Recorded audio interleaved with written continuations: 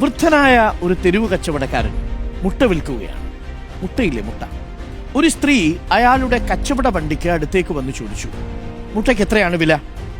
ഒരു മുട്ടയ്ക്ക് 6 രൂപ മാഡം. വൃദ്ധൻ മറുപടി പറഞ്ഞു.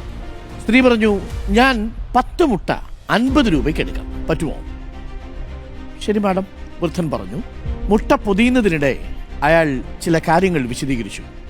മാഡം, ഞാൻ ഇന്ന് ഇതുവരെ ഒരു മുട്ട പോലും വിറ്റിട്ടില്ല. ഇത് ഇന്നത്തെ കന്നി കച്ചവടമാണ്. നഷ്ടമാണെങ്കിലും ജീവിക്കാൻ എനിക്കിത് അത്യാവശ്യമാണ്. വില പേശി മുട്ടകൾ വാങ്ങി താൻ വിജയിച്ചുവെന്ന തോന്നലോടെ ആ സ്ത്രീ മടങ്ങി. അതേ ദിവസം വൈകുന്നേരം അവർ തൻ്റെ സുഹൃത്തിനോടൊപ്പം ഒരാഡംബര റെസ്റ്റോറൻറ്റിൽ പോയി. അവർക്ക് ആവശ്യമുള്ളതെല്ലാം ഓർഡർ ചെയ്തു.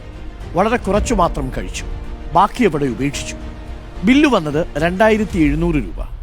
ആ സ്ത്രീ 3000 രൂപ കൊടുത്തു. ബാക്കി ടിപ്പായ ഹോട്ടലുടമയോട് എടുത്തുകൊള്ളാനും പറഞ്ഞു.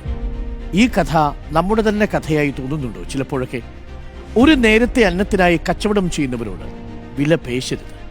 ബാലൻസ് ഷീറ്റിൽ ലാഭം കാണിക്കാനല്ല, അന്നത്തെ ഭക്ഷണത്തിനായി കച്ചവടം ചെയ്യുന്നവരാണ്.